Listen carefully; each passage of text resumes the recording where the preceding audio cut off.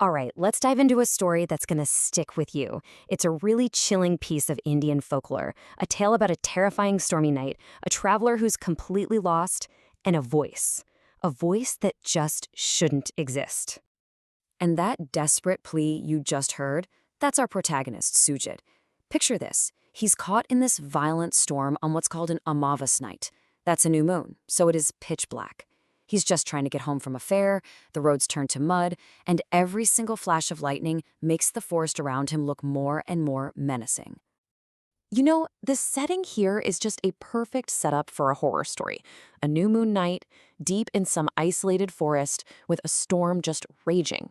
In folklore, nights like this are when the veil between our world and the other one is at its thinnest. And Suji, he's all alone, he's exhausted, and he is absolutely terrified. I mean, you can just feel how every single element here is working together to create this sense of total oppression. The darkness is absolute, the rain is just punishing, and the path is basically gone. Sajid is completely cut off from the world. He's trapped. And then, right when he's about to give up all hope, he hears it. A sound that should be impossible to hear over the crashing thunder. The clear, ringing sound of a temple bell. For Sujit, it's like a beacon, a sign that maybe, just maybe, he'll be safe. So he immediately steers his poor, tired bulls toward that sound. So he finds this temple, and from the outside, it looks ancient, weathered by time. But the inside, that's where things get really strange. It's spotless. Incense is still burning, and the air smells like fresh milk and sandalwood, like someone just finished their prayers moments ago. But there's no one there. The mystery just gets deeper. After calling out, Sujit is met by an old sadhu, a wandering holy man. You know the type, wise, detached from the world. And he has this deep sense of peace in his eyes. But there's also this profound, unsettling look of concern. He offers Sujit shelter for the night. But this sanctuary, it comes with a very strict and very strange condition. And here it is, the one warning, the central rule for his survival. The sadhu looks Sujit right in the eyes and gives him this chilling, cryptic piece of advice. And right away, the tension just skyrockets. This isn't a story about surviving a storm anymore. This is about surviving something else entirely. And the instructions couldn't be more specific. Stay inside no matter what you hear. The sadhu makes it crystal clear that after midnight, voices are going to come. They'll sound desperate, they might even know his name. But stepping outside, well, that's not an option if he wants to live. So Sujit, completely worn out, lies down to rest. As he's drifting into this uneasy sleep, a sound cuts right through the storm. It's a voice that jolts him wide awake, a voice he knows better than his own.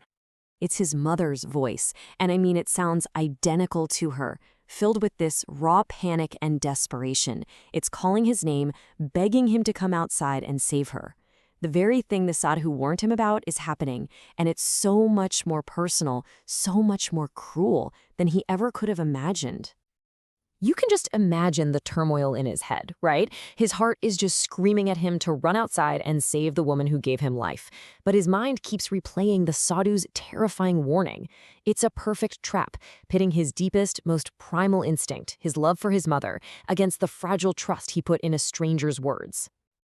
Overcome with emotion, Sujit makes his choice. He lunges for the door, ready to throw the warning to the wind.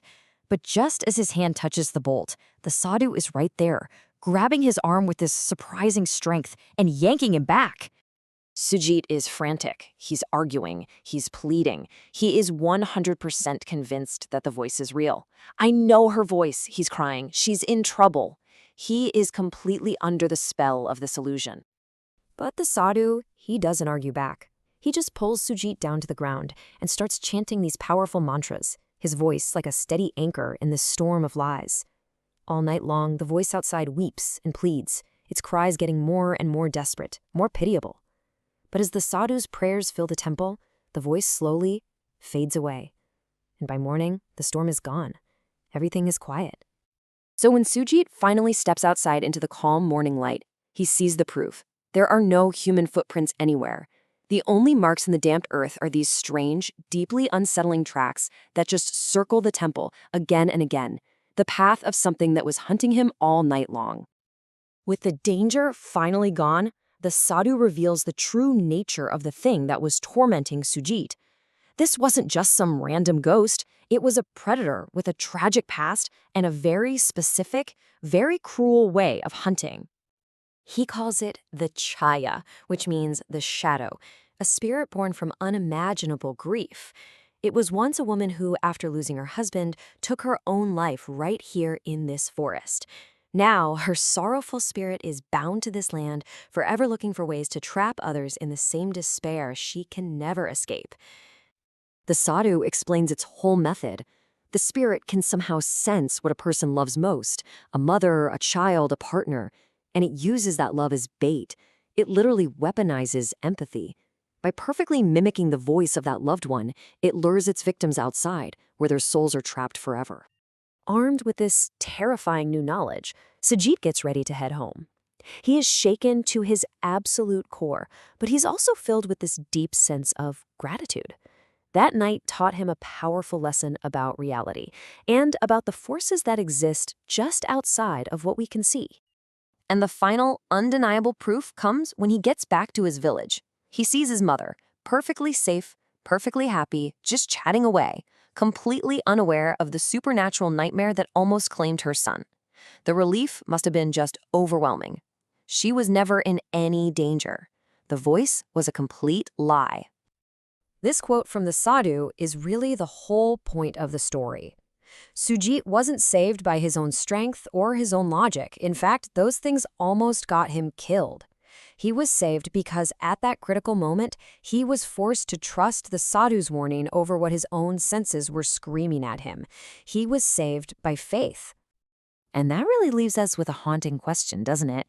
The whole story preys on our deepest human connection, love. So really, put yourself in Sujit's shoes. And that storm, hearing that voice, would you have been able to stay inside?